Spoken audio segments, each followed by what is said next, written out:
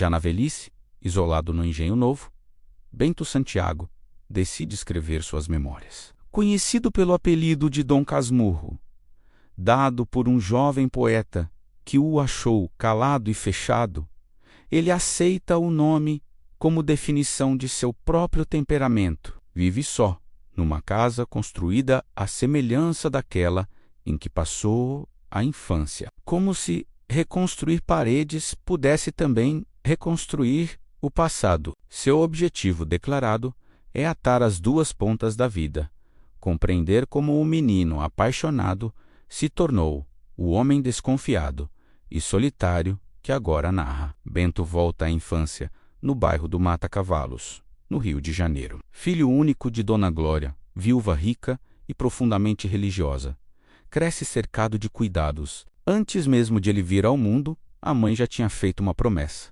Se tivesse um filho homem, ele seria padre. Essa promessa acaba moldando o futuro dele desde pequeno, né? É como se já estivesse escrito nas estrelas. Embora seja amado e protegido, Bento carrega o peso de um futuro já decidido. Capitu, filha de Pádua e Fortunata, mora na casa ao lado e é inseparável de Bento, desde a infância. Conversam pelo muro que divide os quintais, trocam confidências e criam uma cumplicidade natural. Capitu é super esperta, com um olhar que não perde nada e uma personalidade forte. Bento, por outro lado, é tímido e sonhador, e fica completamente encantado por ela. É uma relação cheia de contrastes, né? O amor nasce ainda na adolescência, silencioso, mas intenso. À medida que crescem, cresce também a ameaça do seminário. Quando chega o momento de cumprir a promessa, Dona Glória decide enviar o filho para estudar para o sacerdócio. Bento se angustia com a ideia de se afastar de Capitu. Ela, mais prática, sugere alternativas e incentiva Bento a buscar ajuda. Antes de partir, Bento tenta convencer a mãe a desistir da promessa, mas encontra resistência. Vai ao seminário, lutando entre obedecer e amar. Lá, ele conhece Escobar, um jovem inteligente, ambicioso e cheio de garra. Os dois se aproximam rapidamente. Escobar demonstra a visão prática da vida, interesse por negócios e firmeza nas decisões. Enquanto Bento vive no seminário, Capitu continua a agir fora dele. Com habilidade, aproxima Dona Glória de outras possibilidades de cumprir a promessa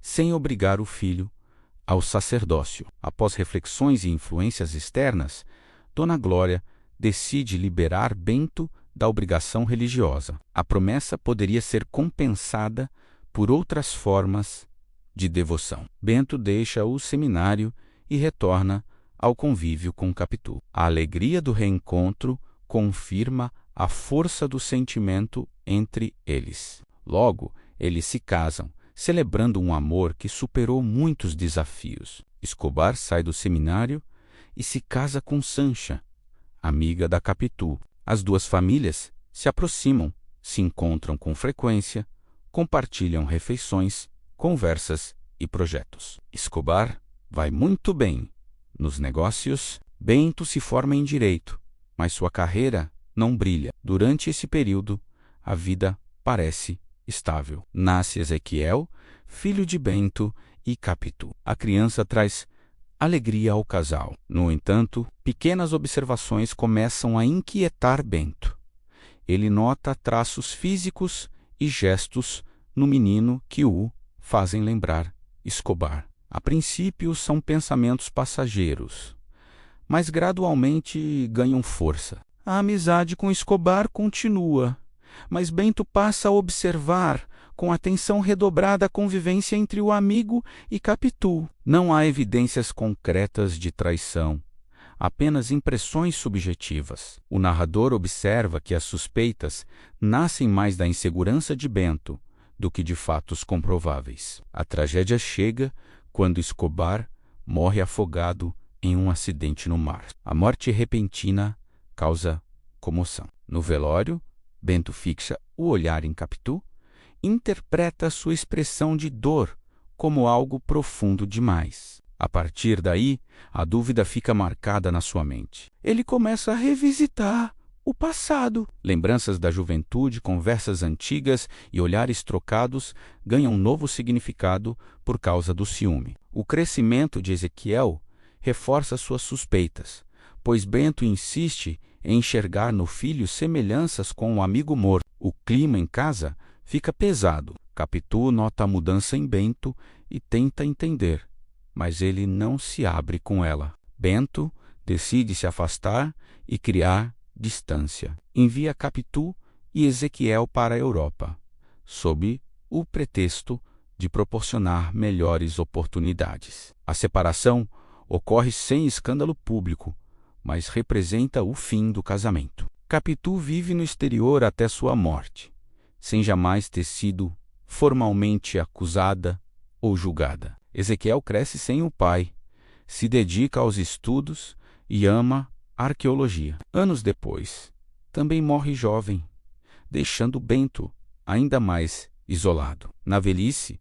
Dom Casmurro escreve suas memórias como tentativa de justificar suas decisões. No entanto, ao longo do relato, não apresenta provas concretas da traição. O que oferece são interpretações pessoais moldadas pelo tempo e pelo ressentimento. O narrador observa que a grande força da história reside justamente na dúvida. Não há confirmação de culpa, tampouco absolvição explícita. Resta apenas a visão de um homem que, dominado pelo ciúme, pode ter destruído o próprio amor. Ao final, Dom Casmurro permanece só, cercado pelas sombras do passado. A casa semelhante à da infância não devolve a inocência perdida.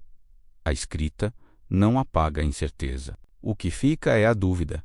Capitu traiu ou foi só a imaginação ciumenta do Bento? Assim termina uma história de amor que começou cheia de promessas e acabou em silêncio, deixando uma grande dúvida na literatura brasileira.